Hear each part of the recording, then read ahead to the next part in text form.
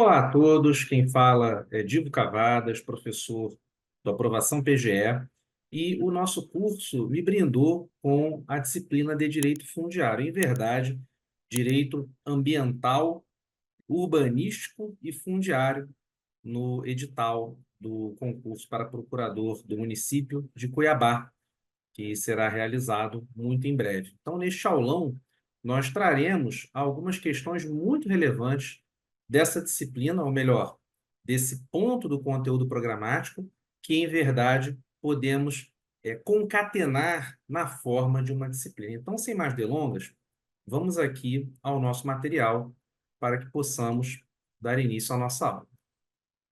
Bom, a nossa aula será sobre direito fundiário, ok?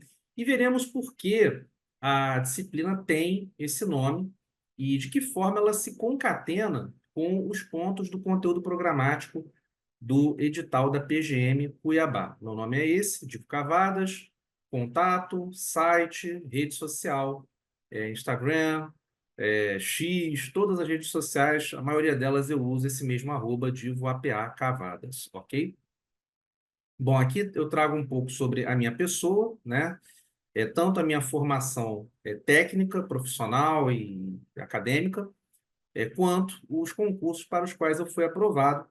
E eu sempre vou tentar, na medida do possível, vamos ver isso ao longo desse aulão, eu sempre vou tentar trazer uma preparação não apenas para a fase objetiva, que é o principal objetivo desta aula de revisão, mas também para as demais fases, especialmente as fases discursiva, prática e oral, considerando que, pelo menos no campo das provas orais, eu logrei êxito em duas, para os cargos de professor da Faculdade de Direito da Universidade Estadual de Goiás, onde lecionei por 5 anos, e para o concurso de juiz de direito do TJM-MG, o qual também foi aprovado, além do cargo que exerço, que é o de procurador municipal. Ok? Então, dentre os concursos aos quais eu fui aprovado, seguem aqui, a maioria deles ligados eminentemente à atividade da advocacia pública, seja de entes públicos propriamente ditos, seja de empresas estatais, ok? Então, a nossa finalidade principal aqui é a de trazer aos senhores um aporte teórico que seja compatível com a carreira da advocacia pública, pensando como procuradores e procuradoras que, com muito esforço, certamente, os senhores virão a ser, ok? Bom, também segue aqui a bibliografia consultada. Todos estes livros, eles serão citados aqui ao longo da nossa aula, uma vez que, conforme já mencionei, não apenas tento preparar candidatos para a primeira fase, que é essa muralha da prova objetiva, mas também e principalmente para as fases subsequentes, especialmente as fases de natureza discursiva, em que normalmente, inclusive, há uma pontuação, né, um peso maior na pontuação para essas respectivas fases. Então, a gente sempre tenta preparar de forma sistêmica os candidatos. Então, eu trago aqui uma bibliografia consultada que será mencionada ao longo da nossa aula de hoje, ok? Bom, antes de iniciarmos aqui o aulão, eu gostaria de deixar claro que no dia 15 de julho de 2024 haverá o evento chamado Missão Procurador, ok? Esse evento, ele é um evento trazido pelo curso Aprovação PGE, em que há uma grande preparação no campo de se trazer, né, o passo a passo de como se preparar para concursos de procuradoria. É um evento 100% online, 100% gratuito e será transmitido no canal do YouTube do Aprovação PGE. O link para o referido evento está aqui na descrição. Inscreva-se, te esperamos lá, ok?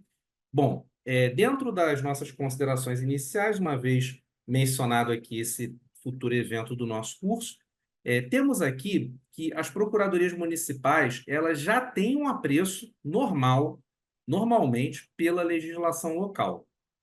E daí nós estamos diante de uma procuradoria municipal do Centro-Oeste. E eu gostaria de deixar isso muito claro. Eu sou natural do Rio de Janeiro, me tornei procurador do município de Goiânia em 2016, né, o meu concurso é o de 2015, fui do primeiro concurso da carreira, sou ex-aluno da aprovação PGE, inclusive, lá nos idos ali, já se vão aí quase 10 anos, né, desde quando eu era aluno, né, da aprovação PGE, me tornei procurador do município, então eu devo ter sido um dos alunos ali da era jurássica, né, do curso. Então, brincadeiras à parte, ele foi fundamental para a minha aprovação. E à época, a carreira da advocacia pública municipal, ela já passava por um amplo processo de consolidação no país que se perfectibilizou nos últimos 10 anos. Então, hoje, certamente, um concurso para procurador, procuradora municipal, em capitais, principalmente, e não digo nem em capitais, até em cidades de grande porte, mas principalmente em capitais, já se tornou uma tarefa bastante complexa, né? Muito mais difícil para os atuais candidatos. Na minha época já era bastante difícil e hoje, certamente, com a concorrência e com o reduzido número de vagas, torna-se ainda mais trabalhoso, havendo a necessidade de uma preparação específica para cada procuradoria diante das suas vicissitudes, das suas especificidades. Estamos diante de uma procuradoria municipal localizada no centro-oeste brasileiro. Eu sempre gosto de brincar quando eu trato de procuradorias que estão localizadas no centro-oeste, até por conta dessa questão afetiva que tenho em virtude da minha carreira, que é, né, oriunda aí de uma capital do centro-oeste brasileiro, a capital do estado de Goiás, Goiânia. Normalmente, no Centro-Oeste, há um grande apreço pela legislação municipal, que é fruto da própria cultura local. É uma cultura bastante conservadora, ligada às raízes históricas, culturais e, por via de consequência, às suas próprias leis, né? Então, há necessidade de vocês estudarem com afinco a legislação local. E a nossa aula da disciplina de Direito Fundiário, ela será sempre contextualizada com essa legislação local, ok? Sempre vamos mencionar, né, a presença da legislação local, até mesmo porque, como estamos diante de uma procuradoria municipal localizada no Centro-Oeste, temos aí uma dupla necessidade de estudarmos a legislação local. Estudem com afinco nesses dias que antecedem a prova objetiva e também para as próximas fases, principalmente para as próximas fases, a legislação local ela certamente será um diferencial. Pessoalmente, quando eu prestei o meu concurso, principalmente na fase discursiva, na fase objetiva já tinha sido cobrada a legislação local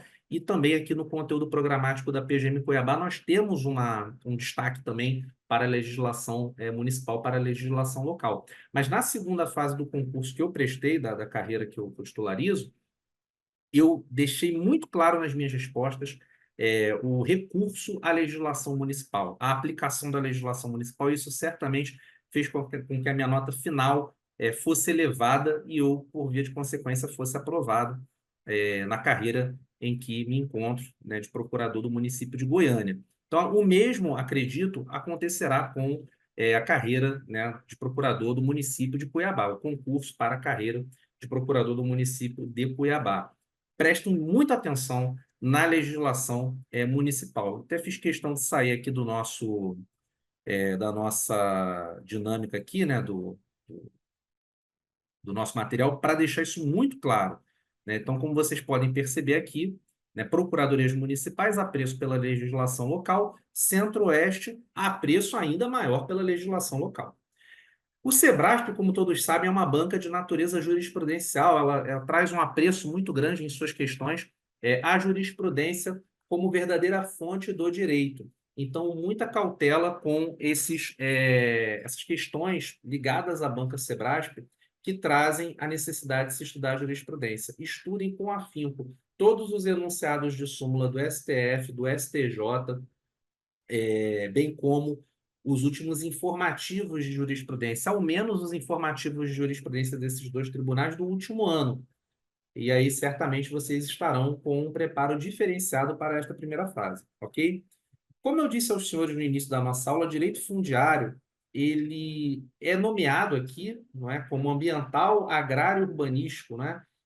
Na verdade, o conteúdo programático da PGM Cuiabá traz a alcunha, né, de direito ambiental, direito urbanístico e direito fundiário. Mas a ideia do direito fundiário, principalmente no campo teórico, quando se usa essa expressão direito fundiário, é uma expressão muito ligada ao direito agrário, tanto é que parte da doutrina considera que há aí uma sinonímia, ou seja, estamos diante de um nome, né, uma nomenclatura dada a um ramo da ciência jurídica que diz respeito ao direito agrário. Então, o direito fundiário seria o equivalente ao direito agrário. Contudo, ao se analisar o conteúdo programático do concurso da PGM Cuiabá, nós visualizamos que não há qualquer ponto que diga respeito ao direito agrário, especialmente quando estudamos o direito agrário, a Lei 4.504 de 1964, o Estatuto da Terra. No curso Aprovação PGE, eu sou professor de Direito Econômico e Direito Agrário. Normalmente, o curso me convoca para essas duas disciplinas, e quando houve o convite, né, para lecionar esse ponto, né, do conteúdo programático da PGM Cuiabá, eu fiquei um pouco, confesso, né, que fiquei um pouco preocupado, porque eu vi, bom, direito ambiental e direito agrário não tem lá muita. A relação entre direito ambiental e direito agrário não é uma relação propriamente de conteúdo, mas sim de óptica, né? Enquanto o direito ambiental ele traz a ideia da proteção ao meio ambiente, o direito agrário traz a ideia do desenvolvimento econômico. Embora haja diplomas muito semelhantes no seu objetivo final, que é justamente manter o meio ambiente, a óptica é diferente. No direito ambiental, há a óptica preservacionista, enquanto no direito agrário, há a óptica desenvolvimentista.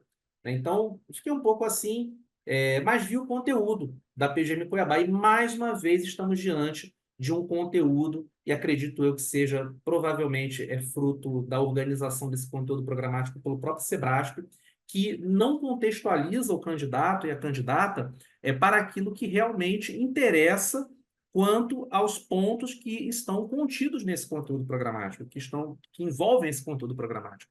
Nós estamos aqui diante, senhores, da ideia do direito fundiário, muito mais do que um amálgama entre direito urbanístico, ambiental, ou mesmo parte até do direito agrário, né, ainda que en passant, nós estamos aqui diante do direito fundiário.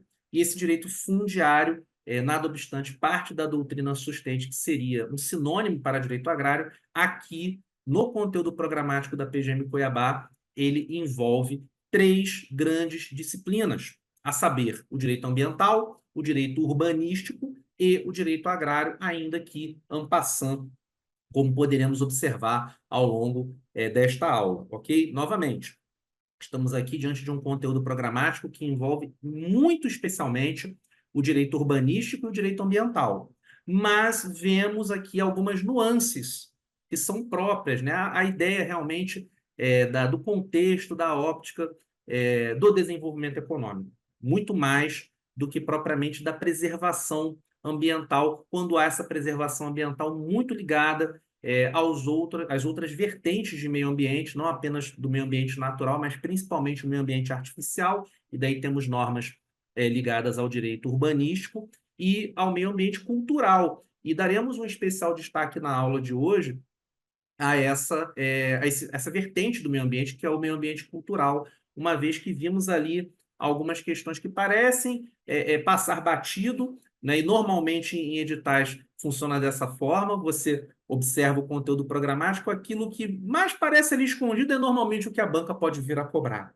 E aí nós estamos preparando os senhores que estão nos assistindo para todas essas cascas de banana, para todas essas armadilhas, e a armadilha que eu acredito que possa vir a ocorrer e que vocês certamente não cairão, quem assistirá essa aula certamente não cairá nessa armadilha, diz respeito ao meio ambiente cultural, ok? Principalmente as ideias de tombamento, registro, Sistema Nacional de Cultura, e veremos isso na aula de hoje, tá bom? Então, voltando aqui ao a nossa apresentação de slides, né? Muitas questões, ou seja, né, o direito fundiário, né, vemos aqui que ele é um amálgama, né, ele é uma mistura de direito ambiental, agrário e urbanístico. Até mesmo por isso acredito que o curso Aprovação PGE me convidou para lecionar, uma vez que normalmente o meu estudo do direito ele é muito voltado para o diálogo e interdisciplinaridade. Eu gosto muito de estudar direito, gosto de todas as matérias do direito. Lógico que isso não me capacita a lecionar todas as matérias do direito, então geralmente leciono aquelas disciplinas que são mais dialógicas, por assim dizer, como é o caso do direito agrário e do direito econômico. Então, quando veio a ideia de lecionar direito fundiário aqui nesse aulão, eu achei muito interessante porque traz esse diálogo que eu gosto bastante, né? E que é necessário à advocacia pública municipal. Nós trabalhamos na ponta, na entrega de políticas públicas diretamente à população brasileira. Então, há necessidade do advogado, da advogada pública municipal ter um conhecimento amplo da ciência jurídica, ok? E quando se estuda direito fundiário, especialmente, né, o direito fundiário propriamente dito, esse core do direito fundiário, nós estamos tratando aí de um estudo bastante percussiente do texto legal, e não apenas da jurisprudência ou da doutrina ou dos conceitos legais, mas sim das próprias leis. E veremos aqui algumas questões que são próprias, especialmente as normas constitucionais, ok?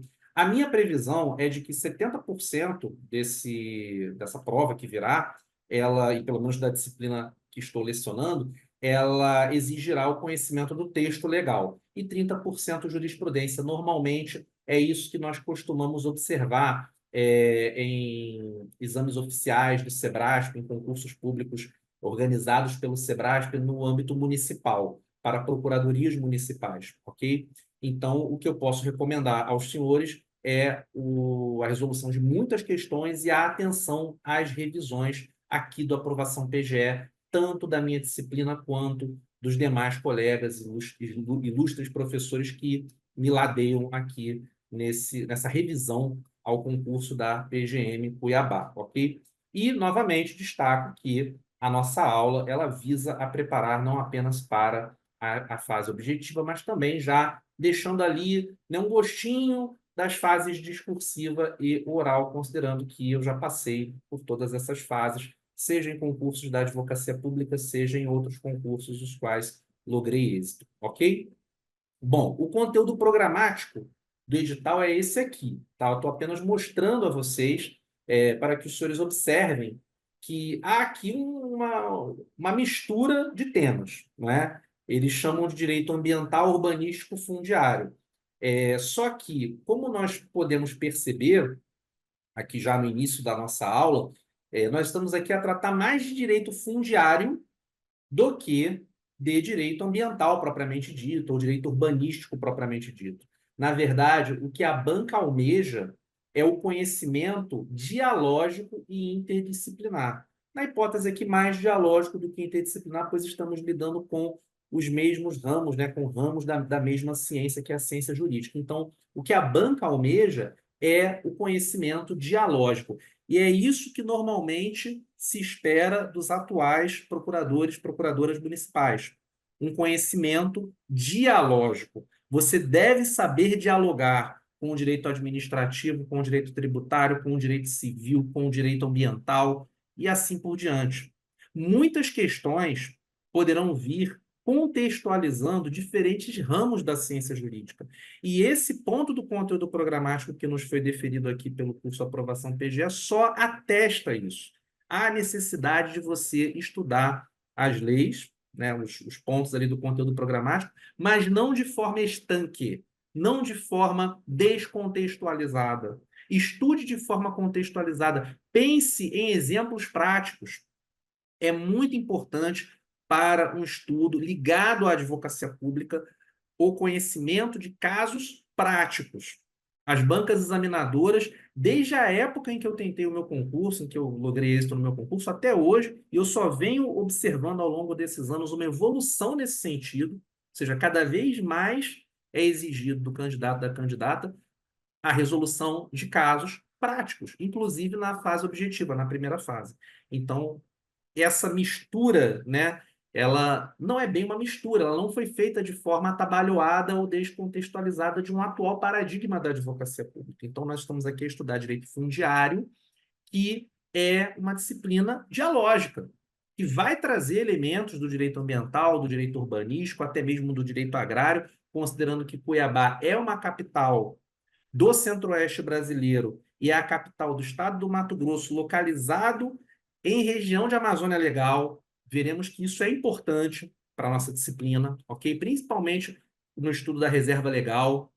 do Instituto da Reserva Legal. Então, o fato de nós estarmos diante de um edital para a Advocacia Pública Municipal, para uma Procuradoria Municipal localizada no Centro-Oeste, numa região de Amazônia Legal, é muito importante para que se exija dos candidatos um conhecimento dialógico, ok? Então, uma vez firmadas essas premissas aqui, já não se torna, como os senhores podem perceber, um bicho de sete cabeças aqui, esse conteúdo programático, ok? Porque se vocês trabalharem com essa premissa, todo o restante aqui se torna mais gostoso de estudar, se torna mais lúdico de se estudar, ok?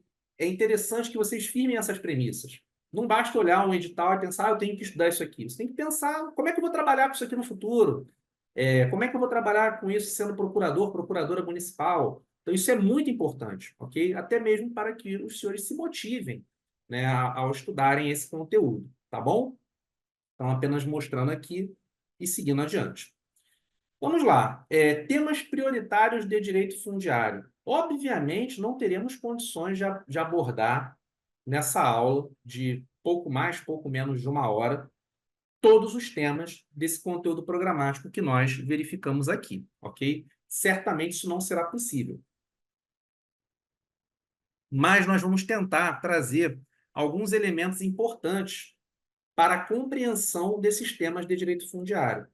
Então, independente do que nós formos tratar aqui, e o nosso foco aqui será o regime constitucional, nós trazemos aqui os temas prioritários de direito fundiário, uma espécie de roteiro. Vocês podem até frisar aqui, né, pausar aqui a nossa aula, já que estão assistindo aqui virtualmente, né, online, vocês podem até posteriormente pausar aqui a nossa aula e anotarem ou tirarem uma foto aqui desse roteiro, né? São os temas prioritários de direito fundiário.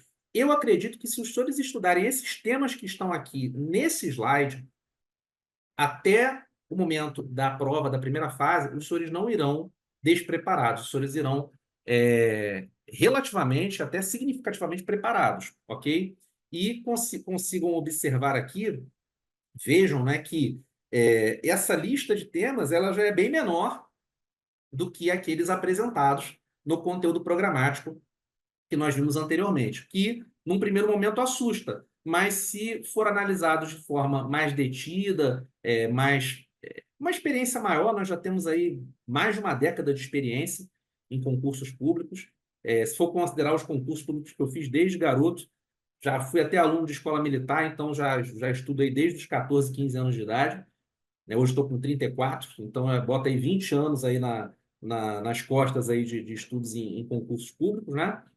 Os senhores vão ver que houve aqui uma redução significativa do conteúdo programático. Pela nossa experiência, acreditamos que essas normas aqui, esses pontos, sejam os mais cobrados, tá bom? Mas, como os senhores podem perceber, nós não teremos condições de tratar disso aqui tudo na aula de hoje. Então, eu vou mencionar e vamos começar a tratar daquilo que eu gostaria de trazer, né, de forma mais evidente para essa aula de revisão no âmbito do direito fundiário. Então, temos aqui o regime constitucional da política urbana, da cultura e do meio ambiente, o licenciamento ambiental, e aqui eu destaco, né, tanto a Resolução CONAMA 237 de 1997 quanto a Lei Complementar Federal 140 de 2011. Ah, professor, mas essa lei complementar ela não está no edital. Não está no edital. Mas ela é importante para a compreensão da aludida resolução. Então, se vocês estudarem a Resolução CONAMA 237, que trata do Instituto do Licenciamento Ambiental, essa resolução ela não pode ser estudada de forma descontextualizada com a Lei Complementar 140, que é muito importante e, sinceramente, não sei por que não está no conteúdo programático de direito fundiário. Pode ser que esteja em outro, não cheguei a ler o edital completo, mas no conteúdo programático de direito fundiário, pessoalmente, não consegui localizar de maneira expressa a Lei Complementar 140, que é fundamental para o estudo do licenciamento ambiental, do Instituto do Licenciamento Ambiental. Então não adianta você estudar a Resolução 237 do CONAMA se você não estuda a Lei Complementar 140. Então, acredito que ou houve um erro material por parte da banca examinadora, ou certamente isso virá a ser cobrado de forma en passant. Então, se porventura vocês tiverem tempo, lógico que está muito próximo da primeira fase, mas se tiverem um tempinho, leiam a Lei Complementar 140 ou estudem, né, novamente. Certamente vocês já estudaram para outros editais, quem estuda para outros editais de advocacia pública, deem uma resumida na Lei Complementar 140. Porque se ela não for cobrada como uma extensão da Resolução 237 do CONAMA, ela pode ser cobrada talvez até em outra disciplina, tá? Então, eu deixo isso destacado, não está no conteúdo programático, mas eu acredito que seja importante sempre tentando preparar-vos para não apenas a primeira, mas as demais fases do certame, ok? Então, temos aqui o Instituto do Licenciamento Ambiental, que é muito importante, as leis do Sistema Nacional de Unidades de Conservação e do Sistema Nacional de Recursos Hídricos, que são as leis 9985 e 9433, o Código Florestal e a Lei das Florestas Públicas, que são as leis federais 12621 e 11284. E aqui nós estamos tratando de direito ambiental, propriamente dito, aqui do direito ambiental mesmo hardcore, né? Temos aqui a Lei de Parcelamento do Solo Urbano, Estatuto da Cidade e Lei do Tombamento. Aqui a gente já está tratando mais da linha do direito urbanístico e de proteção do patrimônio cultural, artístico e paisagístico, né? E daí nós destacamos as leis federais 6766 e 10.257, que é o Estatuto da Cidade, né? E o decreto Lei Federal 25 de 1937, que é conhecida como Lei do Tombamento. Também destaco aqui, embora não esteja nessa parte do conteúdo programático, mas está em legislação municipal, então muito cuidado com isso. Novamente, estamos diante de um edital que exige do candidato, exige da candidata uma contextualização, um conhecimento holístico, um conhecimento dialógico e até mesmo interdisciplinar, que é uma exigência da própria carreira, né? Vejam que cada vez mais a nossa carreira da advocacia pública, e principalmente da advocacia pública municipal, ela vem se distanciando das outras carreiras, o que é um fenômeno característico do próprio desenvolvimento do desenho institucional brasileiro, pós-Constituição de 1988, no atual regime do Estado Democrático de Direito. A nossa carreira ela se desmembrou do Ministério Público, a advocacia pública como carreira, ela decorreu de um desmembramento do Ministério Público, mas cada vez mais buscamos e estamos conseguindo essa especialização via segregação de funções. Isso faz com que a nossa carreira se torne mais específica para o estudo a concursos públicos. Antigamente, quem estudava para concurso público estudava para tudo, né? Advocacia pública, promotorias, né? Ministério Público, Defensoria, Magistratura, estudava para tudo e atirava para todos os lados. E esse, desde o início da aprovação PGE, desde lá atrás, quando eu me tornei aluno deles, lá para 2015, 2014, 2015, não era o objetivo da aprovação PGE. Ele já vinha com a ideia de um estudo específico para a advocacia pública. E isso foi de um acerto espetacular, porque nos últimos 10 anos é o que vem acontecendo. Então, na época em que eu estudei, o pessoal tirava para todos os lados. E aí veio a aprovação PGE com essa proposta. Eu falei, pô, que legal, eu quero ser advogado público. Já tinha meu escritório de advocacia, falei, pô, quero ser advogado público, preferencialmente num lugar que permita, né? A advocacia privada. Então, vou estudar por esse curso. E foi a decisão mais acertada que eu tomei. E isso vem acontecendo na carreira nos últimos anos, fazendo com que tenhamos de ter uma cabeça cada vez maior de procuradores, procuradoras. Os candidatos precisam ter essa cabeça de procurador. Procurador é advogado. O advogado ele tem que ter um conhecimento amplo. Ele não é um burocrata. Muito embora, e aí não julgo, muito embora várias carreiras tragam essa linha, né, de que você está ali dentro do setor público, do serviço público, e realmente você deve respeitar diversas regras sendo funcionário público, mas a sua cabeça ela tem que ser uma cabeça de advogado, ligada à inovação, e isso vai ajudar o setor público, certamente, como já vem ajudando. A nossa carreira é a ponta de lança do modelo gerencial de administração pública, por exemplo. A ponta de lança desse modelo é a advocacia pública, que traz inovações, que traz o foco no resultado e não necessariamente no processo, no procedimento administrativo. E isso exige dos candidatos essa cabeça, essa mentalidade.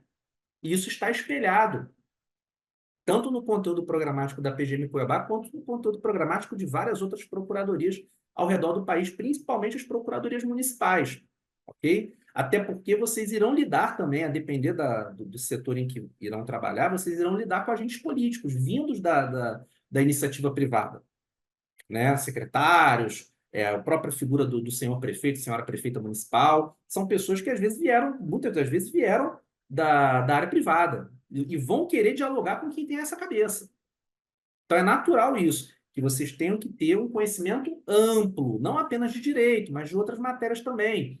Isso se espelha aqui. No direito, que seja um conhecimento dialógico. Então, vemos isso aqui de forma muito evidente, aqui no nosso material, voltando a ele, contratamos aqui, né, tanto da legislação federal, que é o que está no conteúdo programático do direito fundiário, quanto na legislação municipal, que está no conteúdo programático mais destacado. Vejam que o SEBRASP ainda não está com essa cabeça de administração pública gerencial, mas aqui, como nós estamos apresentando aos senhores, ok? Então, além dessas leis, que são de natureza nacional, mas são leis federais, né? Lei Federal 6766, 10257, o Decreto-Lei Federal 25 de 1937, nós temos as leis complementares municipais de Cuiabá, números 4 de 1992, que é o Código de Posturas. Muito importante, isso aqui é o feijão com arroz da administração pública municipal, são os códigos municipais, o código de posturas, o código, quando há essa dinâmica, o código ambiental, o código tributário municipal.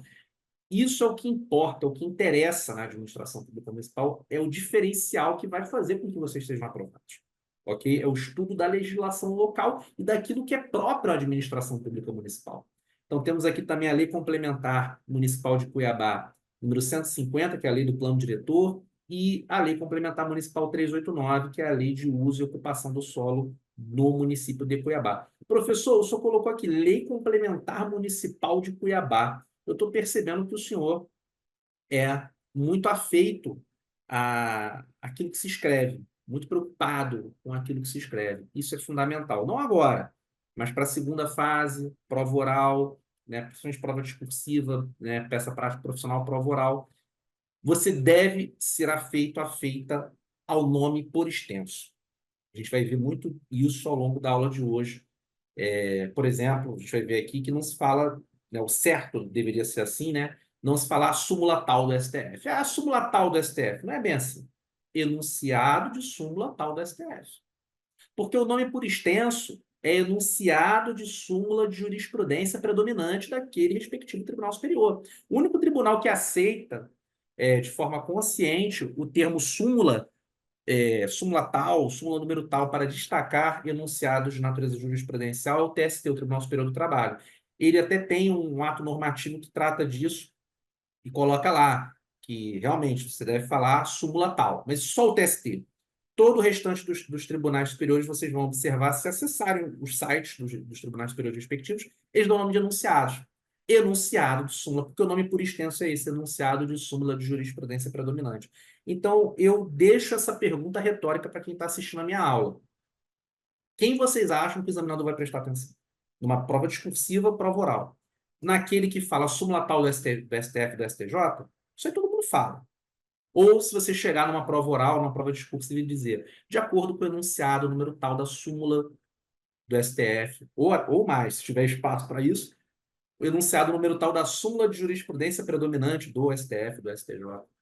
Quem vocês acham que o examinador vai prestar atenção na hora de corrigir uma questão? Eu já fui examinador em prova de delegado de polícia, fui examinador de banca substitutiva da prova do concurso público para delegado de polícia do estado de Goiás. Né, o concurso havia encerrado, havia candidatos subjúdice, houve a necessidade de se nomear uma nova banca examinadora, eu fui dessa banca. Então, assim, eu já fui de banca examinadora de concurso público de carreira jurídica, né? E eu pude observar isso, que todo mundo escreve igual. Na nossa comunidade, todo mundo escreve igual, porque foi condicionado a escrever igual. Então, vocês devem fazer diferente para que vocês sejam notados. Então, ao longo da nossa aula, tanto essa quanto as aulas que nós, das disciplinas que nós lecionamos regularmente na aprovação PGE, nós deixamos muito claro isso, essa necessidade de se escrever diferente, se escrever de forma correta, de se escrever como advogado, como advogada. Ok? Então, voltando aqui, só deixando isso claro, que isso é importante, não para a primeira, mas para as fases posteriores, né, aqui, né, trago as leis complementares municipais de Cuiabá, números 4, 150, 389. e o Estatuto da Regularização Fundiária, que é a Lei Federal 13.465 de 2017, ok? Mas, como nós vimos, e já falei, nós não vamos ter tempo de estudar isso tudo. Então, o que que eu vou trazer para a aula de hoje? As principais disposições constitucionais, de forma detida, as disposições constitucionais ligadas à disciplina do direito fundiário. E aí eu deixo aqui esse roteiro para vocês, para que os senhores estudem com afinco esse roteiro que está aqui agora, ok, na tela, para o concurso vindouro, aí, para a prova objetiva vindoura, ok? E por que que o senhor decidiu fazer isso, professor? Tratar de forma bem detida, bem esmiuçada, das disposições constitucionais ligadas ao direito fundiário, por uma razão muito simples. Errar uma questão de, sei lá, Código Florestal, Lei do Tombamento, né? A gente vai tratar um pouco disso até em dicas gerais. Mas errar uma questão assim, aquela questão bem esmiuçada, aquela filigrana ali da lei, é perdoável, né? Faz parte do jogo. Você errar uma questão ligada ali a uma filigrana jurídica qualquer. Agora, se você erra uma questão cuja resposta estava na Constituição do Brasil, de 1988, certamente você terá a dor de uma pessoa traída, para não dizer outra palavra, né? Você vai ficar com aquela dor de pessoa traída, certo? E o meu objetivo é fazer com que vocês não tenham essa dor de pessoa traída depois de encerrarem a prova, ok?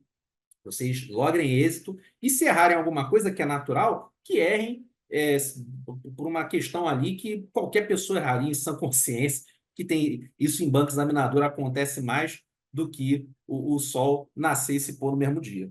Então, assim, errar uma questão por decorrência de uma filigrana jurídica, de uma questiúncula qualquer, de um pequeno detalhe, de uma lei obscura, perfeito, faz parte do jogo. Agora, errar uma questão ligada a uma norma constitucional, esse, senhores, é o objetivo que eu tenho de afastar totalmente essa possibilidade. Então, vamos tentar afastar essa possibilidade. Então, por via de consequência, o que eu vou trazer na aula de hoje são as disposições constitucionais, sem prejuízo de algumas dicas gerais ligadas à legislação dessa parte do conteúdo programático e principalmente ao roteiro que nós acabamos de trazer, para que os senhores estudem após a nossa aula, após a nossa revisão, tá bom?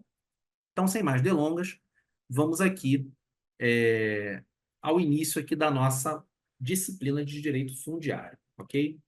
Bom, primeiramente eu trago o regime constitucional da política urbana e trago a figura do plano diretor. O plano diretor, ele é fundamental na construção, na estruturação da política urbana. Esse plano diretor, ele deve ser aprovado pelas câmaras municipais em cidades com mais de 20 mil habitantes. É o caso, obviamente, de Cuiabá, inclusive há no conteúdo programático o plano diretor. Vocês devem estudar o plano diretor do município de Cuiabá, ok? E esse plano diretor ele é um instrumento básico da política de desenvolvimento de expansão urbana. A propriedade urbana ela só vai cumprir a função social dela quando atender a exigências fundamentais de ordenação da cidade estabelecidas no plano diretor. Isso está firmado no artigo 182, parágrafos 1º e 2º da Constituição. Ok? Além disso, nós temos a figura também no regime constitucional da política urbana da desapropriação urbanística, que é diferente das hipóteses tradicionais de desapropriação, ok? A desapropriação urbanística, ela tem a sua regulação básica no artigo 182, parágrafo 4º, inciso 3º, e ela é esmiuçada no Estatuto da Cidade, tá? Na Lei Federal 10.257. A Lei Federal 10.257, ela especifica o regime da desapropriação urbanística, mas aqui nós vamos trazer apenas as linhas gerais, remetendo quem está nos assistindo também ao estudo do Estatuto da Cidade, conforme nós vimos ali no nosso roteiro, ok? Então, a desapropriação urbanística ela é diferente da desapropriação tradicional, que é aquela desapropriação por utilidade ou necessidade pública, regulada no Decreto Federal 3365 de 1941, né? Aquela desapropriação tradicional. Aqui nós não estamos tratando dessa forma de desapropriação. Ela também é conhecida em doutrina como desapropriação sanção, mas eu gosto de dar o nome de desapropriação urbanística, ok? Parte da doutrina também usa esse nome, e é interessante trazermos a ideia de uma desapropriação urbanística, porque também vai contemplar a autonomia do direito urbanístico como ramo especializado da ciência jurídica, né? E na desapropriação urbanística haverá, né, diferente, né, do que ocorre na desapropriação por utilidade ou necessidade pública, não haverá a ideia de justa e prévia indenização em dinheiro. A ideia de justa e prévia indenização em dinheiro, ela ocorre nas desapropriações tradicionais.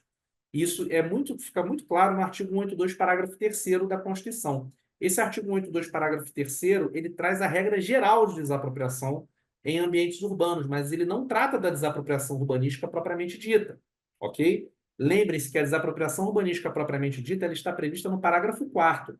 O parágrafo 3º, que traz, né, a necessidade de justa e prévia indenização em dinheiro, ele diz respeito às hipóteses tradicionais de desapropriação, ok? A desapropriação urbanística, nesse sentido, ocorrerá como última consequência da violação à função social da propriedade urbana. Então, estamos aqui, senhores, diante de uma sanção. Por isso que muitos estudiosos, não gosto de usar a expressão doutrinadores, já deixo isso claro, quem é meu aluno já sabe disso, detesta essa expressão, doutrinadores. Respeito quem usa, mas eu não gosto. Acho que fica muito sem repertório. O certo é estudioso, jurista, pode usar essa expressão numa prova discursiva que vocês vão se dar muito bem. Então, alguns estudiosos dão o nome de desapropriação sanção, porque, de fato, estamos diante de um instrumento da política urbana que é usado como sanção para as hipóteses de violação à função social da propriedade urbana, que, basicamente, é o respeito ao plano diretor. Então, se você está diante de uma determinada construção que desrespeita ao plano diretor, vai poder ocorrer a desapropriação, sanção ou desapropriação urbanística. Lógico que como última consequência. Então, essa ideia de desapropriação urbanística ela é muito linkada não apenas ao Estatuto da Cidade, mas também no âmbito local aos códigos de posturas ou códigos de obras, ok? Que são consectários do plano diretor, né? O código de posturas, código de obras, eles também devem espelhar aquilo que se promoveu como zoneamento urbano nos planos diretores. Então, vou dar até um exemplo recente na minha atividade profissional. Tivemos de nos digladiar recentemente com o Ministério Público Federal numa ação civil pública que envolveu determinado aparelho federal, né, de natureza cultural, lá no município de Goiânia. E daí, né, na petição inicial daquela determinada ação civil pública, o procurador da República responsável ficou falando da justiça ali, de se construir aquele aparelho público, enfim, de natureza cultural, que era importante pela política nacional de museus, etc., e que havia essa necessidade, né? Só que eles estavam ajuizando essa ACP porque o município, segundo eles, estava cobrando ali exigências descabidas no âmbito ali da concessão de uma determinada licença que é organizada de acordo com o Código de Posturas Municipal, lá do município de Goiânia, onde eu atuo como procurador municipal. E daí eu observei aquela petição inicial, e em momento algum foi mencionado qual era o dispositivo violado, ou que, enfim, qual era o dispositivo que teria sido cumprido na hipótese, né, do Código de Posturas. Então, a minha resposta foi muito simples, Ara. Desde o presidente da República até o senhor prefeito, senhora prefeita municipal, até o vendedor ambulante, até o pequeno, grande comerciante, até mesmo qualquer aparelho público de outro ente federativo, todas estas pessoas devem obediência ao plano diretor e às normas que dele decorrem, a saber, Código de Obras, Código de Posturas, que está no conteúdo programático aqui da PGM Cuiabá. Ninguém é maior do que ninguém. Não existe hierarquia entre cidadãos. E quando o ente público diverso do município atua, ele atua como qualquer outro cidadão. Então, talvez a concessão de licenças de natureza urbanística ou de localização, enfim, cada município dá um nome específico, mas normalmente o nome é licença de localização, né? Alvará de localização, licença de localização. A licença, ela talvez seja o mais impessoal dos atos administrativos. Não interessa se aquela pessoa é o Santo Padre, o Papa, se é o Dalai Lama, se é o presidente da República, se é o senhor prefeito, se é o próprio Ministério Público Federal, Estadual, etc. Não interessa. Deve-se cumprir a legislação municipal aplicável àquela matéria. Até mesmo, estamos vendo aqui, para se cumprir a função social daquela propriedade urbana. Se ela não observar as regras estabelecidas no plano diretor, e por via de consequência, né, a Constituição fala do plano diretor, mas por via de consequência, a legislação municipal aplicável ao estabelecimento daquela construção urbana, daquele prédio urbano, né, havia até essa distinção, né, antiga entre prédios urbanos e prédios rústicos para diferenciar imóveis urbanos de imóveis rurais. mas aqui estamos a tratar de prédios urbanos, né, de imóveis urbanos. Se não se cumprir, não se observar o plano diretor na construção daquela determinada casa ou aparelho público, enfim, repartição pública, museu, etc., estará sendo descumprida a função social da propriedade urbana. Então, aquele determinado bem imóvel, né, e os seus respectivos titulares poderão estar sujeitos a determinadas sanções, que poderão resultar, inclusive, na desapropriação urbanística. Ok? Então, vocês vejam a importância do estudo da legislação municipal, porque os senhores irão aplicar isso no futuro. Eu apliquei isso na minha resposta, nessa CP. Eu precisava de uma resposta rápida, porque o prazo da Lei 8437, que é a Lei de Tutelas Provisórias envolvendo o poder público, é de 72 horas. É um prazo extremamente exíguo. Você não tem tempo nem de, às vezes, esperar voltar um procedimento administrativo de uma determinada secretaria com um subsídio ali para te ajudar. Então, você tem que tirar da tua cabeça uma solução rápida. Esse é o papel da advocacia pública municipal hoje. É esse papel de ponta, de linha de frente, ok? E de não baixar a cabeça para nada nem para ninguém. Então, nós precisávamos de uma resposta rápida, era uma ACP importante, e nós apresentamos essa resposta, dizendo, olha, está violando, se você não está seguindo, querendo seguir, está falando da justiça da concessão de licença, não tem justiça em concessão de licença, ou você cumpre os requisitos, e a licença é concedida, é um ato administrativo vinculado, ou você não cumpre os requisitos e ela não é concedida. Se você não cumpre os requisitos, você está violando o plano diretor, está violando o código de obras, código de posturas, você pode estar violando, inclusive, a função social da propriedade urbana. Então, vejam a importância disso. Não é algo que está simplesmente no papel da Constituição. É algo que se aplica na prática da advocacia pública municipal. Ok? Então, voltando aqui ao nosso material, vemos aqui que a desapropriação urbanística é a última fase, né? É o último grau dessa ideia de uma reação à violação da função social da propriedade urbana. E destacamos aqui o artigo 182, parágrafo 4º, que traz três consequências progressivas, né? São progressivas. A última delas é a desapropriação. Então, primeiramente, vai ocorrer o parcelamento ou a edificação compulsória. Em segundo lugar, o IPTU progressivo no tempo. Ok? E, por último, a desapropriação urbanística. De que forma ela se dá? Aqui no artigo 182, parágrafo 4º, inciso 3º. Desapropriação com pagamento mediante títulos da dívida pública de emissão previamente aprovada pelo Senado Federal, com prazo de resgate de até 10 anos, em parcelas anuais, iguais e sucessivas, assegurados o valor real da indenização e juros legais. Então, estamos diante aqui de TDPs, títulos da dívida pública, TDPs resgatáveis em até 10 anos, ok? Essa é a forma de pagamento nas hipóteses de desapropriação urbanística. Guardem isso, que isso é importante, pode ser cobrado na tua primeira fase. Temos aqui também, no regime constitucional da política urbana, a uso capião especial urbano, que está prevista no artigo 183 da Constituição e que tem os seguintes requisitos: área urbana de até 250 metros quadrados, 5 anos ininterruptos e sem oposição na ocupação daquele bem, moradia própria ou familiar e não sendo proprietário de outro imóvel urbano ou rural. Muita atenção a isso, senhores, porque tem banca examinadora que gosta de colocar outro imóvel urbano, ponto. Tá certo? Obviamente que não, está errado, porque é outro imóvel urbano ou rural. A pessoa que postula uso capião especial urbana, ela não pode ter qualquer outro imóvel, seja ele urbano ou rural. Se tiver um imóvel rural, não será habilitado a postular ao uso capião especial urbano, ok? E os imóveis públicos, eles não são adquiridos por uso capião. E daí eu destaco três enunciados sumulares aqui. Enunciado súmula 340 do STF, 619 do STJ e 637 do STJ. 340 do STF, da década de 1960, já dizia que desde a vigência do Código Civil, na época o Código Civil de 1916, os bens dominicais, assim como os demais bens públicos, não podem ser adquiridos por uso capião. Hoje isso vem sendo questionado, né? Parte da doutrina questiona isso, sustenta, né, que tudo bem, não caberia uso capião, mas poderia haver a concessão especial de uso para fins de moradia, por exemplo, né, mas concessão especial de uso para fins de moradia não equivale ao uso capião, ok? Então, aí, novamente, né, a ideia da cabeça de procurador, da cabeça de procuradora. Vocês não estão postulando serem defensores e defensoras públicos aqui na nossa aula, né? A aula aqui é para a PGM Cuiabá.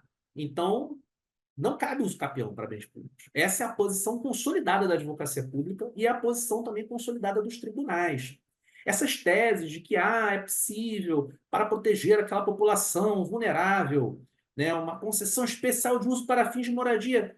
Ok, vem sendo suscitado isso em doutrina, em jurisprudência, existe um julgado outro que suscita isso também, mas estamos diante de um outro instituto, concessão especial de uso para fins de moradia. Não é uso capião. Uso capião não pode, de jeito nenhum, ok? Isso fica muito bem assentado, não apenas nesse enunciado sumular do STF, mas nos demais aqui que nós destacamos. Enunciado de súmula 619, 619 do STJ. A ocupação indevida de bem público configura mera detenção, de natureza precária, insuscetível de retenção e indenização por acessões e benfeitorias. Quer dizer, se o poder público ir lá e requerer uma reintegração de posse for deferida, rua.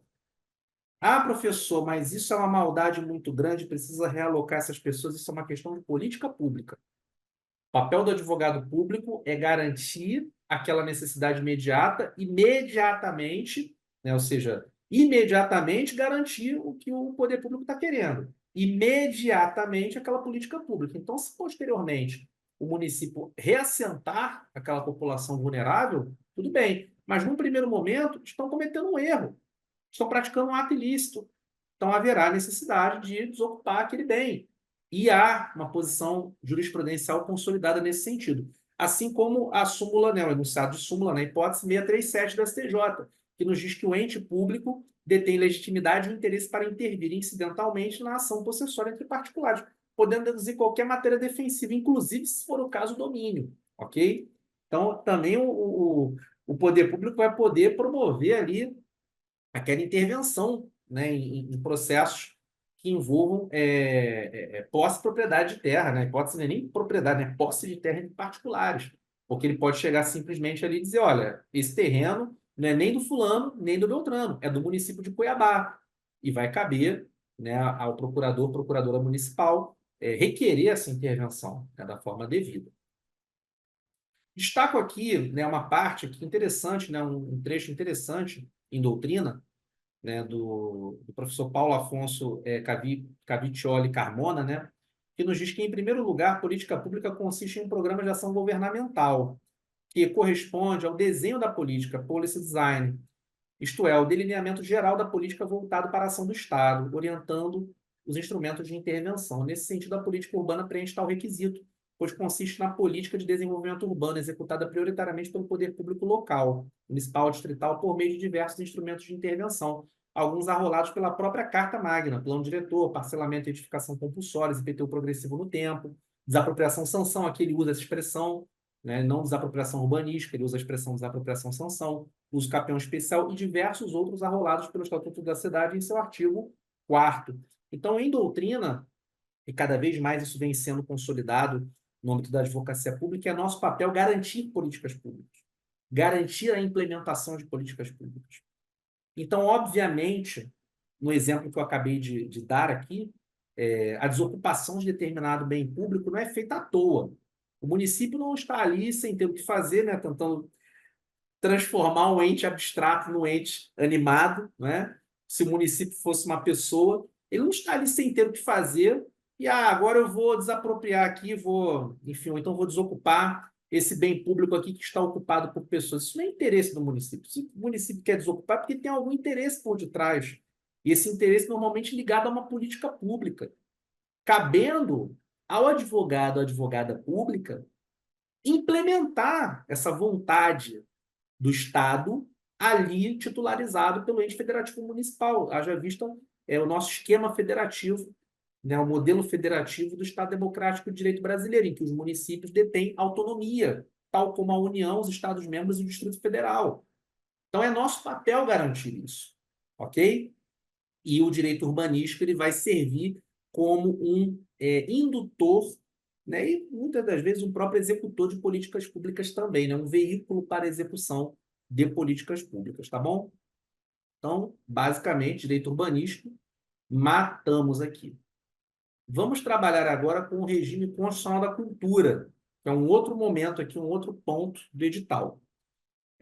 Inicialmente, a ideia de um Plano Nacional de Cultura, que está previsto no artigo 215, parágrafo 3º da Constituição. Esse Plano Nacional de Cultura ele é firmado por lei, com duração plurianual, com a integração de ações do poder público que conduzam à defesa e valorização do patrimônio cultural brasileiro, produção, promoção e difusão de bens culturais, formação de pessoal qualificado para a gestão da cultura em suas múltiplas dimensões, democratização do acesso aos bens de cultura e a valorização da diversidade étnica e regional.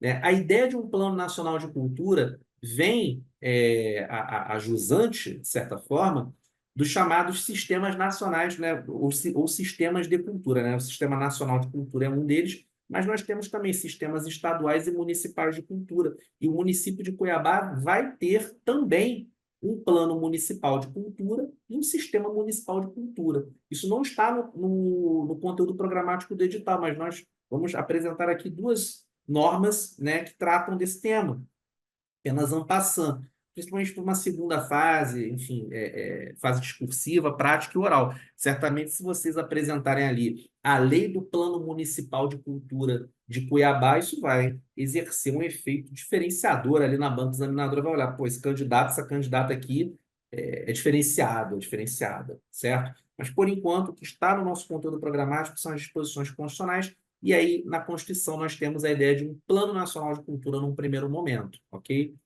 Com esses pressupostos que nós vimos aqui. Temos também as espécies de patrimônio cultural brasileiro, que serão sujeitos, né, de certa forma, a registro. Né? E a lei, né, não apenas a lei de tombamento, mas principalmente um decreto que nós veremos adiante, trata da ideia do registro do patrimônio cultural. Né? E o que é esse patrimônio cultural? Né? Quais são as espécies de patrimônio cultural? Estão previstas no artigo 216 da Constituição. Quais sejam as formas de expressão, os modos de criar, fazer e viver, as criações científicas, artísticas e tecnológicas, as obras, objetos, documentos, edificações e demais espaços destinados às manifestações artístico-culturais e os conjuntos urbanos e sítios de valor histórico, paisagístico, artístico, arqueológico, paleontológico, ecológico e científico. E nós temos alguns instrumentos para garantir a proteção desse patrimônio cultural, sendo os dois principais deles o tombamento e o registro, ok? Que inclusive estão dispostos no conteúdo programático do nosso edital da PGM Cuiabá. O tombamento, né, a Constituição também traz a ideia do tombamento automático de todos os documentos e sítios de povos remanescentes de quilombos. Eu, nas minhas aulas de direito agrário, eu gosto muito de deixar isso claro, tá? E o nome correto é esse: povos e territórios remanescentes de quilombos. Jamais escrevam: ah, professor, mas eu vi aqui o Sebrasp colocou no enunciado. Isso é problema do Sebrasp. Se você estiver diante de uma prova discursiva, prática profissional, oral, jamais use a expressão povos quilombolas. Pode passar batido por algum examinador? Pode.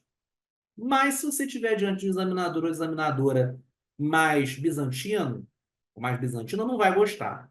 Porque quilombola não existe mais.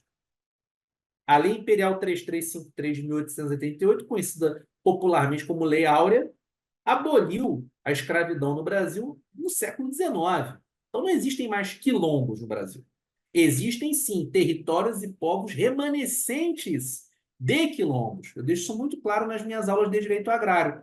Por isso que eu falei para vocês, no início desse nosso aulão, algumas nuances, né, muito en passant do direito agrário, elas acabam perpassando esse conteúdo programático da PGM Cuiabá, embora não haja esse enfrentamento direto do direito agrário. Mas você vê, por exemplo, você está trabalhando com cultura, né, o regime constitucional da cultura, vai trabalhar com a ideia de tombamento, vai ter a ideia do tombamento de territórios vinculados a povos remanescentes de quilombos, conforme previsão constitucional. E isso é um tema que é muito mais estudado no direito agrário do que no direito urbanístico ou no direito ambiental, ok? Então, novamente, estamos aqui a estudar direito fundiário, né? Direito fundiário, esse gênero, né, que está abrangido ali pelo ambiental, pelo urbanístico e até um pouquinho ali, en passant, pelo agrário também, tá? E aqui o nosso artigo, voltando aqui, o nosso artigo 216, parágrafo 5º, ele deixa isso muito claro: há um tombamento automático de todos os documentos e sítios de povos remanescentes de quilombos. Vimos que há um Plano Nacional de Cultura, há também um Sistema Nacional de Cultura, que está previsto no artigo 216-A, que é um processo... O que é o Sistema Nacional de Cultura? É um processo de gestão e promoção conjunta de políticas públicas de cultura democráticas e permanentes, pactuadas entre os entes da federação e a sociedade, tendo por objeto promover o desenvolvimento humano, social e econômico com pleno exercício dos direitos culturais, fundamentado no Plano Nacional de Cultura. Vejam que é diferente. O Sistema Nacional de Cultura ele é fundamentado no Plano Nacional de Cultura, e não o contrário. O Banco Examinador pode pegar nesse aspecto aí, colocar ali, o Plano Nacional de Cultura é fundamentado no Sistema Nacional de Cultura. Está certo ou está errado? Está errado, porque é o contrário aqui. O Sistema Nacional de Cultura é que é fundamentado no Plano Nacional de Cultura. Então, essas pegadinhas são cascas de banana que vocês já não vão cair. A gente está avisando aqui na nossa aula de revisão, ok? Então, Sistema Nacional de Cultura, fundamentado no Plano Nacional de Cultura. Nos âmbitos estadual e municipal, mesma coisa. Sistema Municipal de Cultura de Cuiabá é fundamentado no Plano Nacional de Cultura de Cuiabá. Não, Plano Municipal de Cultura de Cuiabá. Vejam que a gente até se confunde aqui. O Sistema Municipal de Cultura de Cuiabá, ele será fundamentado no Plano Municipal de Cultura de Cuiabá, e não o contrário, ok? E a banca examinadora gosta muito de trabalhar com isso, com essa confusão, né? Então, estamos diante do sistema, aqui estudando na Constituição, o Sistema Nacional de Cultura, que é fundamentado no Plano Nacional de Cultura. Então, eu gosto de usar as siglas, né? O SNC, né? Nós estamos falando do SNC, Sistema Nacional de Cultura, que é fundamentado no PNC, no Plano Nacional de Cultura, e não o contrário. Muito cuidado com isso, tá?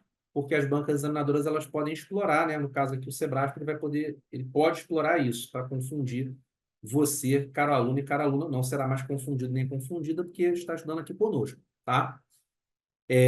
Organizado em regime de colaboração entre os entes públicos do Pacto Federativo, União, Estados-membros, DF e municípios.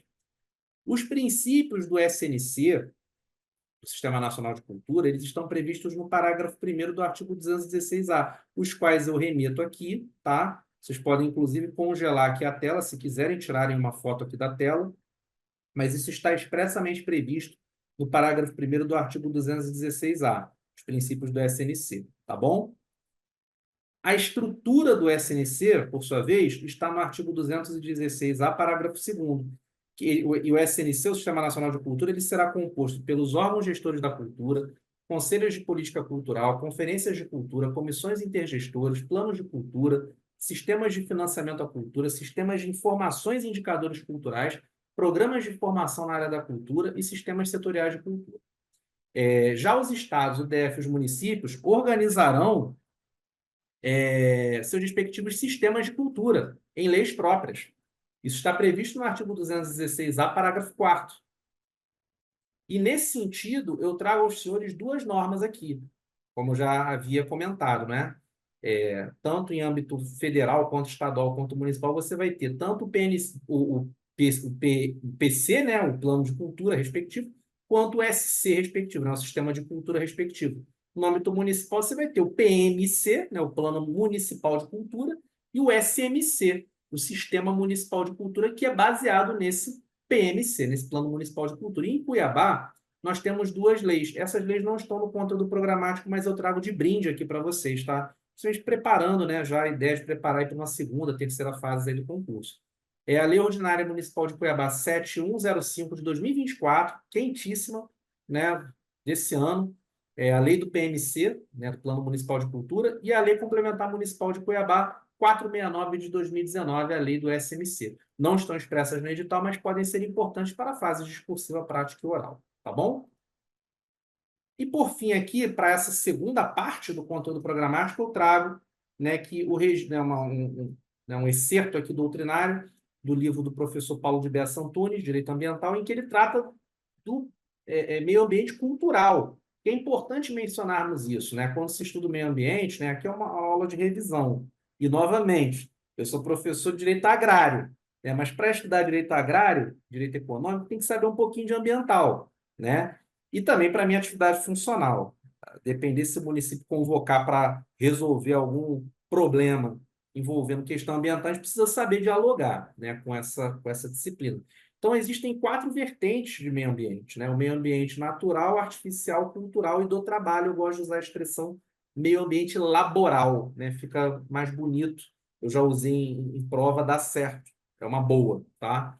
até mesmo se você colocar meio ambiente do trabalho, entre parênteses, laboral. Pô, vai olhar assim a banca, eu falo, que candidata diferenciada, hein? Acho que eu vou dar uma nota maior para ele ou para ela, porque a maioria não coloca esse tipo de coisa. Entendem? Então, 4 vertentes de meio ambiente: natural, artificial, cultural e laboral, meio ambiente do trabalho. Então, quando se estuda direito ambiental, e vocês forem estudar por obras adequadas, né, por obras de fato doutrinárias, não aquelas, né, que eu gosto de brincar dizendo que são obras fast food, né, de acordo com a último informativo do STJ aí no ano seguinte já está desatualizado, doutrina não desatualiza. Você vai ler aquele mesmo livro daqui a 50 anos, ele vai te ensinar alguma coisa. Eu tenho livros aqui na minha biblioteca pessoal e do escritório que tem 60 anos, mais até. Eu tenho um que é de 1954, né? Está em 2024, 70 anos. Se eu ler, eu vou aprender, porque é doutrina, não é aquele, né, esquema, sistema, etc. Nada contra, mas se você quer apresentar um repertório intelectual para a banca examinadora, é interessante que você conheça a doutrina, né? Então, a gente sempre traz aqui nas nossas aulas algumas pequenas inserções do que, de fato, você pode dizer que é né, um estudo científico, de fato, daquela matéria, daquela disciplina. Então, eu trago aqui o livro do professor Paulo de Bessa Antunes, muito reconhecido no campo do direito ambiental, e que traz a ideia também, né, o estudo do meio ambiente cultural, e que nos diz o seguinte: o registro de bens culturais como parte do patrimônio imaterial da nação é uma decorrência e aprofundamento da proteção legal estabelecida no Decreto-Lei 25/37, que é a Lei do Tombamento, conhecida como, entre aspas, Lei do Tombamento. Cuida da proteção legal do patrimônio histórico, artístico, cultural, paleontológico e material. A proteção do patrimônio imaterial é igualmente importante, estava sendo negligenciada por muitos e muitos anos. O decreto 3551, de 4 de agosto de 2000, esse decreto ele é importante, porque no nosso conteúdo programático diz lá, proteção do patrimônio cultural, extremamente aberto, pode abranger tudo que vocês possam imaginar. Então, o estudo desse decreto talvez seja legal, porque a banca examinadora pode lançar essa pegadinha, né? E querer cobrar esse decreto e dizer, não, mas está ali no edital em proteção do patrimônio cultural, entende? Então, eu fiz questão de trazer esse excerto doutrinário por causa disso. O Decreto 3551, de 4 de agosto de 2000, por seu artigo 1º, instituiu o registro de bens culturais de natureza imaterial, que constituem patrimônio cultural brasileiro. E ele traz alguns livros, né? Livro de tal coisa, livro de tal, livro de tal coisa. São 4 livros, né? Para registro do patrimônio imaterial, que estão previstos nesse Decreto 3551. Importante, leiam ele, ok? Estudem ele. A inscrição em qualquer um dos livros de registro deve ter como referência a continuidade histórica do bem e sua relevância nacional para a memória, a identidade e a formação da sociedade brasileira.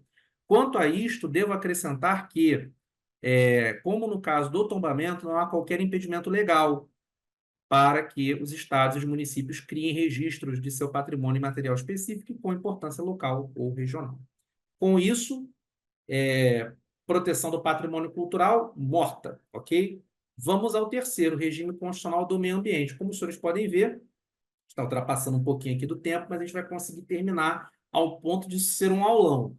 Deixando claro, estamos trazendo aqui as questões que entendemos mais importantes nas disposições constitucionais aplicáveis. Leiam o roteiro, né? Tirem foto do roteiro que nós passamos no início da aula. Ele é de fundamental importância para esses dias finais, para que os senhores possam chegar minimamente preparados, capacitados para essa primeira fase, tá? Mas a ideia aqui é fazer com que vocês não errem questões ligadas à Constituição, porque senão vocês vão ter aquela dor de pessoa traída, para não usar outra expressão, né? Aquela dor de pessoa traída, que é muito chato você terminar uma prova e falar, pô, errei essa questão porque estava na Constituição e eu errei. A gente vai tentar evitar que isso aconteça, tá? E sempre aprofundando, já pensando, pensamento estratégico para as próximas fases, para quem, obviamente, lograr êxito. Se é aluno da aprovação PGE, as chances de lograr êxito são muito grandes, irem para a segunda fase, assim como eu já fui, tá? Vamos lá. Então, regime constitucional do meio ambiente. Algumas questões básicas, né? Competência administrativa comum, União, Estados, membros, DF, municípios, artigo 23, incisos 3º a 7º.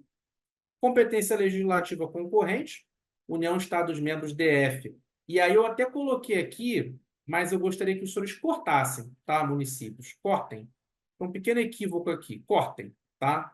Vou falar 3 vezes. Cortem, cortem, cortem. Porque o artigo 24, ele traz apenas União, Estados, membros e DF, tá? Artigo 24, inciso 6º, a 8º. Mas daí, e os municípios, professor? Se a competência legislativa concorrente do artigo 24 da Constituição não abrange os municípios, não abrange, eu vou pedir que vocês cortem ali do nosso material, né, um pequeno erro material ali, cortem. O artigo 24 não abrange municípios, apenas União, Estados-membros e Distrito Federal. Os municípios têm competência legislativa para tratar de questões ligadas ao meio ambiente? Lógico que tem.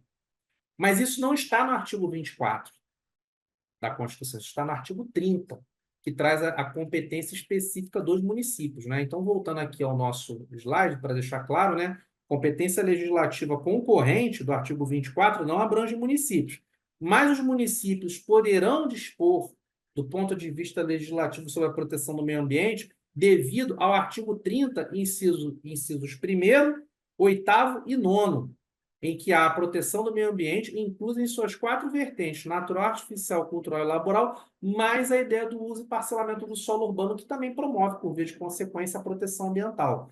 Então, o artigo 30, incisos 1º, 8º e 9º, é que estabelece a competência municipal, legislativa municipal, para a proteção do meio ambiente. Um tema interessante, né, alguns temas, né, interessantes aí para o estudo do direito ambiental. O primeiro deles, o estudo de impacto ambiental e o relatório de impacto do meio ambiente, o EIA e o RIMA. São documentos públicos, ou seja, a eles deve ser dada publicidade e são obrigatórios às atividades potencialmente causadoras de significativa degradação do meio ambiente.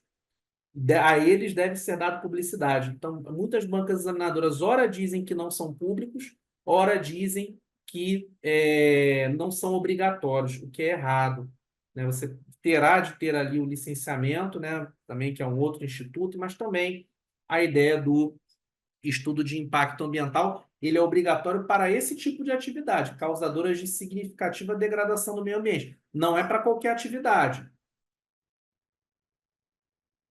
Então, o EA e o RIMA, eles são obrigatórios para qualquer atividade econômica? Qualquer atividade econômica? Não.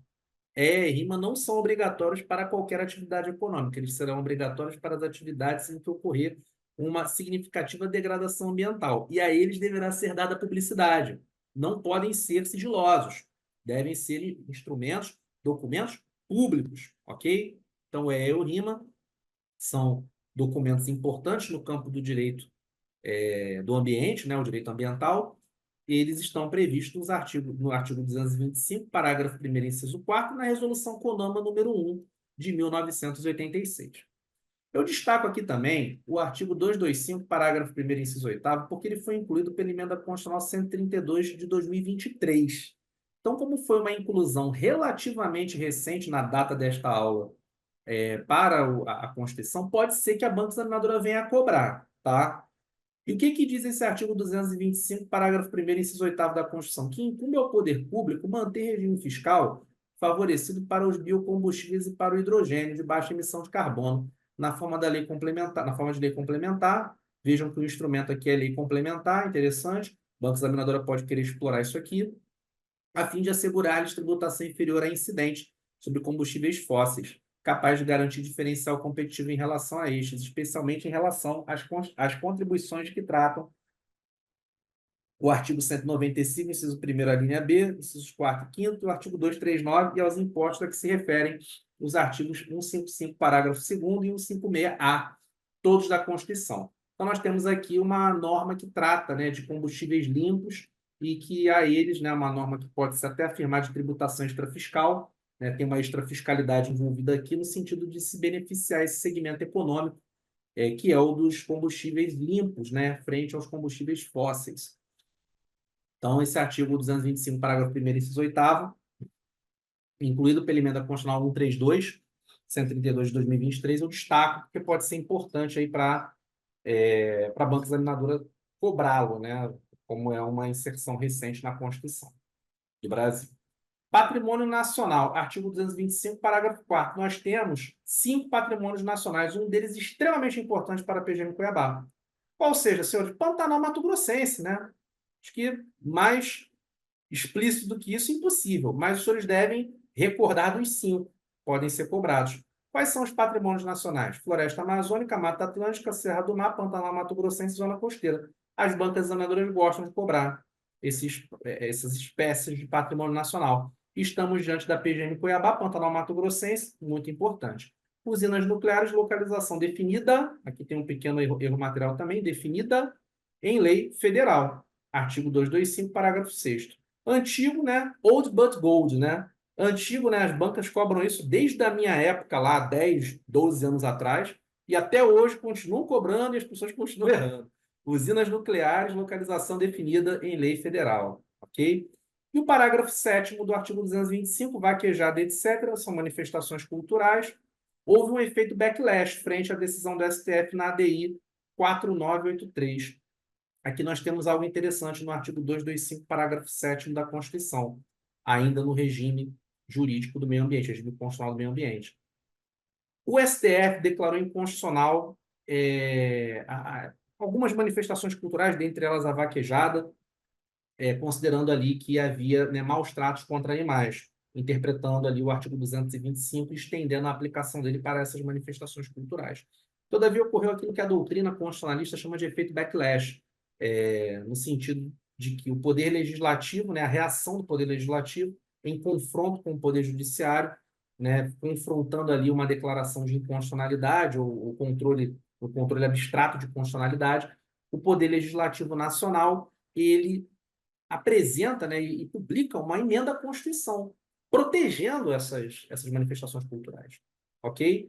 Então, nós estamos diante aqui de um impasse, ok? Via de regra, né, essas manifestações culturais estão protegidas porque, na hipótese do efeito backlash, embora haja uma grave crise institucional, prevalece a vontade do legislativo, porque o Poder Judiciário, principalmente a nossa Suprema Corte, ela não dispõe de legitimidade democrática como o Poder Legislativo possui. Foram votados, né? Querendo ou não, nós temos congressistas ali eleitos democraticamente, algo diferente do que acontece com os membros, os ministros do STF, que são indicados pelo presidente da República, ou seja, há uma legitimidade democrática indireta ali. No caso do Congresso Nacional, a legitimidade democrática é direta. Então, na hipótese dessa, embora haja uma grave crise institucional, é muito indesejado o efeito backlash, mas ocorreu aqui e essas manifestações culturais elas seguem protegidas, como os senhores podem observar aqui no artigo 225, parágrafo 7º, para fins do disposto na parte final do inciso 7º, do parágrafo 1º deste artigo, não se consideram cruéis as práticas desportivas que utilizem animais, desde que sejam manifestações culturais, conforme o parágrafo 1º do artigo 215 desta Constituição Federal, ou seja, proteção do patrimônio material. Vejam, né? Proteção do patrimônio material. Cultura, né? Diálogo, né? Entre cultura e meio ambiente. Por isso que estamos aqui a tratar de direito fundiário, senhores. Aqui não é direito ambiental nem direito urbanístico, aqui é o direito fundiário. É o amálgama disso tudo, né? Porque há um diálogo entre as diversas fontes e matérias aqui da ciência jurídica, né? Temos aqui uma linha do direito cultural que envolve o meio ambiente, né? De certa forma. Registradas como bem de natureza imaterial perante o patrimônio cultural brasileiro, devendo ser regulamentadas por lei específica que assegure o bem-estar dos animais envolvidos. Então, houve o registro daquele patrimônio imaterial nos termos lá daquele decreto que nós vimos, né, no excerto doutrinário lá do professor Paulo de Bessa Antunes que nós vimos ali, houve o registro regular daquele patrimônio material, aquela manifestação cultural está protegida. E não há, lógico, desde que haja uma contrapartida, né, regulamentadas por lei específica que assegure o bem-estar dos animais envolvidos, poderá ser tranquilamente desenvolvida aquela manifestação cultural. É o caso da vaquejada no Ceará, por exemplo, né, que era a hipótese aqui da ADI 4983, o controle abstrato de constitucionalidade de normas ali que protegiam a vaquejada no Ceará como um elemento ali da cultura nordestina, cearense. E o Supremo Tribunal Federal declarou essas normas inconstitucionais, por via de consequência, ocorreu um efeito backlash no Congresso Nacional que trouxe o parágrafo 7º do artigo 225 da Constituição. Muito interessante. Pode ser explorado pelo SEBRASP. Por fim, eu destaco aqui, né, antes de nós tratarmos de dicas gerais e encerrarmos aqui a nossa aula, de mais um excerto doutrinário interessante. Dessa vez do livro dos professores Silvio Pitts e Oswaldo Pitts. Em verdade, né, mais da professora Silvia do que do professor Oswaldo, né? O professor Oswaldo, o livro dele é histórico, e aí a filha dele, a professora Silvia Pitts, por sinal da carreira nossa, né, da advocacia pública, foi procuradora do Estado do Rio Grande do Sul, ela atualizou a obra do pai, é uma grande agrarista, né, juiz agrarista, trabalha com direito agrário já há muitos anos, e o livro dela é referência na área. Eu destaco, né, novamente, né, fazendo esse diálogo, eu destaco um excerto da obra dela que muito envolve, muito dialoga com o que nós estamos a tratar aqui, né? Principalmente na proteção das águas, tá? Eu não vou entrar muito na seara da Lei 9433, eu só vou mencionar isso para não trazer essa confusão para os senhores, né? Porque às vezes pode ser que os senhores vejam algumas referências à existência de um código de águas. Ah, professor, eu estou lendo aqui a respeito, estudando aqui da minha revisão, eu descobri que existe um código de águas. Esse código de águas, ele é uma norma de direito ambiental, não é? Ele é a mesma coisa que a Lei 9433? Não, não é a mesma coisa. A Lei 9433 ela traz, ela regula o Sistema Nacional de Recursos Hídricos, o SNRH, o Sistema Nacional de Recursos Hídricos. O Código de Águas ele é uma norma aplicável ao direito agrário. E a lei do SNRH, Sistema Nacional de Recursos Hídricos, é uma norma aplicável ao direito ambiental. De novo, dentro daquela óptica desenvolvimentista de um lado e protetiva do outro, né? Desenvolvimentista no âmbito do direito agrário, protetiva no âmbito do direito ambiental. A gente tem que saber separar as coisas aqui, não confundir alhos com bugalhos, como se fala muito aí nas esquinas do nosso país e lá, principalmente também em Portugal, né? Não confundam alhos com bugalhos, ok? Então, trago aqui esse excerto da professora Silvia Pitts, né, do livro dela, do professor Oswaldo Pitts, curso completo de Direito Agrário, que nos diz o seguinte: relevante é o estudo das águas para o direito agrário, principalmente agora que se procura dinamizar o aproveitamento das terras de agricultura em geral. A água é, acima de tudo, de interesse público, seja particular ou não, destacando-se o uso pelas populações, preferentemente protegido pela lei. Por isso, em princípio, toda a água é bem público, insuscetível de propriedade, hein, quando abastece uma cidade. Serve às primeiras necessidades da vida ou no interesse da saúde e da segurança pública. Daí, né, nós temos essa distinção entre a Lei Federal 9433, de 1997, que é a Lei do Sistema Nacional de Recursos Hídricos, de Direito Ambiental, que os senhores devem estudar até o dia da prova, ok? Da PGM Cuiabá, e o Decreto Federal 24643 de 1974, que não está no conteúdo programático do edital de vocês, que é o Código de Águas, que é uma norma de direito agrário. Então, não confundam, tá? Os senhores devem estudar, está lá no nosso roteiro, no início da aula, a Lei do Sistema Nacional de Recursos Hídricos, ok? Lei 9433. Traz ali diversas regras de proteção do meio ambiente no campo, né, do chamado Sistema Nacional de Recursos Hídricos, ok? Da chamada Política Nacional de Recursos Hídricos. Lógico, o objetivo final das duas normas é o mesmo, tanto da lei do SNRH quanto do Código de Águas. Mas a ideia é que se apresenta, né, a óptica que se apresenta para as duas normas é diferente, enquanto uma está ligada essencialmente à proteção pela proteção para as presentes e futuras gerações, a ideia de solidariedade intergeracional, que é característica lá do direito ambiental, né, a ideia de uma solidariedade intergeracional. O direito agrário não trabalha com solidariedade intergeracional. Então, o Código de Águas ele não vai trabalhar com isso. Ele não está protegendo para as futuras gerações, para que o seu neto, neta, descendente, enfim, quem quer que seja lá, o neto de alguém, o bisneto de alguém ali, possa ir lá e brincar no rio. Não é para isso. É para poder trazer para aquela matéria-prima, né, uma finalidade produtiva. O direito agrário ele pensa nisso, ok? No desenvolvimento econômico, na finalidade produtiva, do uso adequado daquela matéria-prima, ok? Então, a água ela é vista como matéria-prima, ela não é vista como bem público, né? Bem patrimônio público, ela é vista como matéria-prima, ok? Então, não confundam, são dois diplomas diferentes. O que vocês devem estudar é a Lei 9433, ok? E eu trago aqui apenas para fazer essa diferenciação, certo? Vocês podem ver, às vezes, na internet, né, esses resumos de véspera são sempre muito perigosos. Então, código de águas, isso não cai na prova de vocês, tá? Pelo menos na nossa disciplina aqui, não vi nada envolvendo código de águas, tá bom? O que eu vi foi a lei do SNRH, que é o que cai, vocês devem estudar. Dicas gerais, para nós encerrarmos a aula de hoje. Sistema Nacional de Unidades de Conservação, SNUC. Temos dois tipos de unidade de proteção. Unidades, né, de conservação, perdão. A unidade de proteção integral e as unidades de uso sustentável.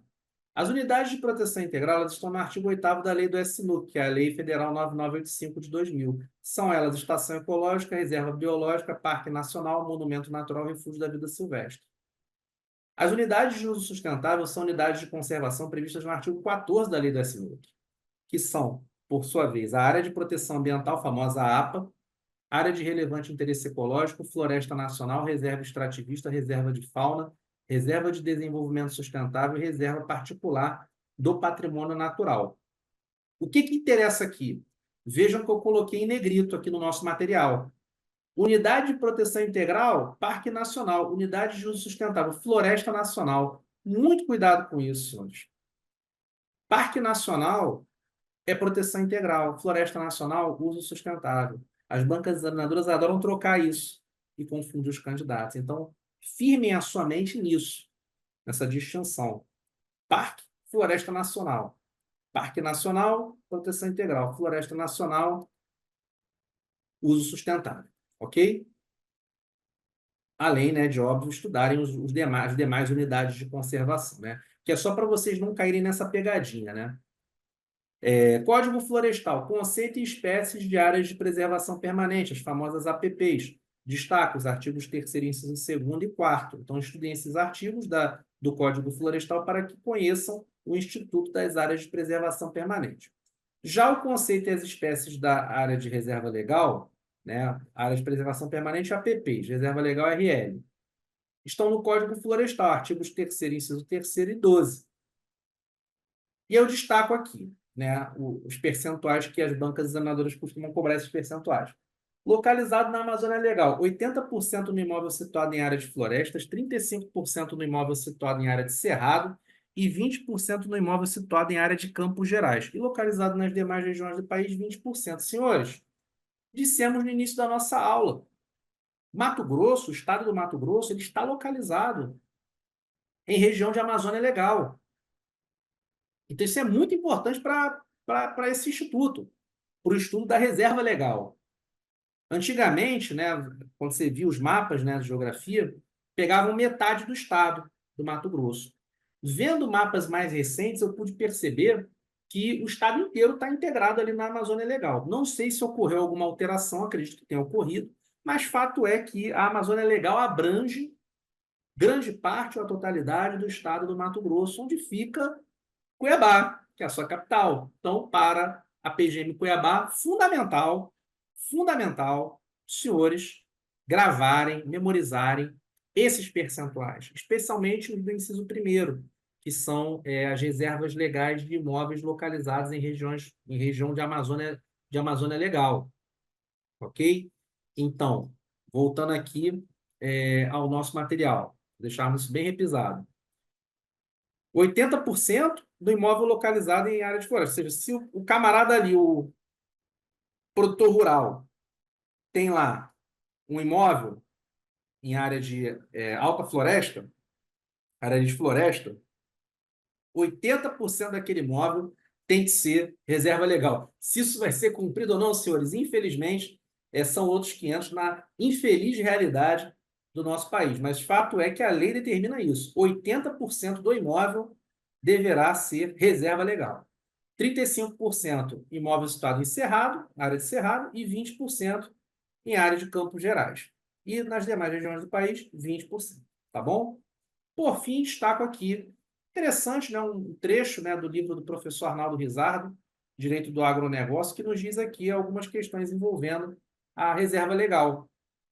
Vejam que, né, tangencia, né, a disciplina do direito agrário, né, principalmente esse ponto, né, do direito ambiental. Nos diz o seguinte: a imposição que levou a instituir a reserva de parte das florestas e demais espécies de vegetação decorreu dos impactos ambientais negativos causados pelo desmatamento continuado, pela redução dos padrões de diversidade pré-existentes, pela intensa degradação dos solos agrícolas e pela poluição dos recursos naturais. dentre muitos outros impactos devastadores da natureza, tudo fruto de uma mentalidade inconsequente de que os recursos naturais são inesgotáveis. A preocupação na preservação de áreas no estado primitivo é antiga, revelando a história que José Bonifácio de Andrade e Silva, patriarca da independência, já propunha uma legislação sobre terras, com a determinação de que em todas as vendas a serem realizadas e sesmarias que se dessem, se inserisse a condição de que os donos de sesmeiros deixassem para matas e arvoredos a sexta parte do terreno, que nunca poderia ser derrubado e queimado sem que se fizesse nova plantação de bosques. Então, vejam, senhores, como que isso é importante, não é? Como que isso esse ponto, né, da nossa disciplina, ele é importante, não é?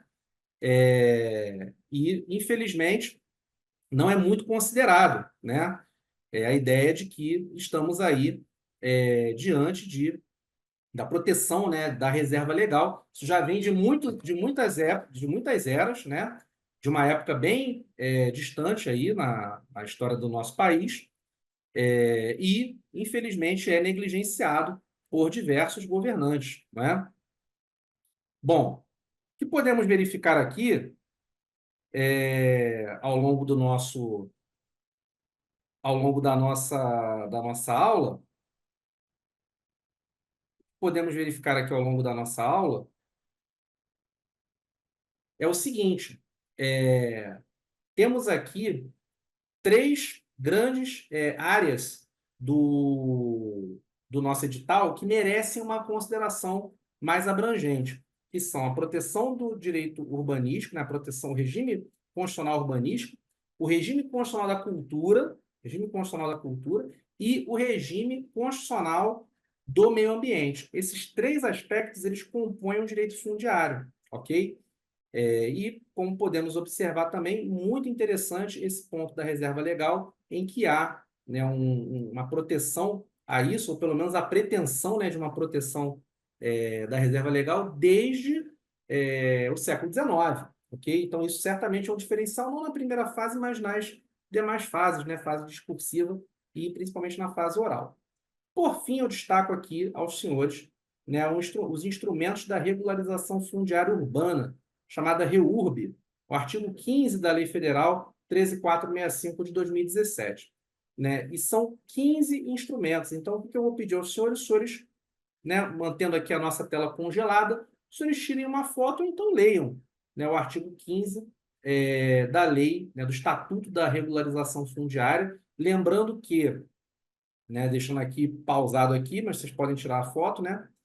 Voltando aqui, lembrando que a regularização fundiária ela poderá ser urbana ou rural. O edital da PGM Cuiabá traz apenas a ideia da regularização fundiária urbana, ok? A regularização fundiária urbana como ponto do conteúdo programático. Então, provavelmente, quando os senhores estudarem o Estatuto da Regularização Fundiária, que é a Lei 13.465, vão estudar apenas a figura do REURB. Por isso que eu destaco aqui quais são os instrumentos do REURB, né? Da regularização fundiária, da REURB, melhor dizendo, né? Da regularização fundiária urbana. Mas isso não inibe que os senhores estudem, óbvio, todas as normas que nós destacamos no nosso roteiro aqui no início da nossa aula, tá bom? Bom, o que nós temos para tratar é isso, né?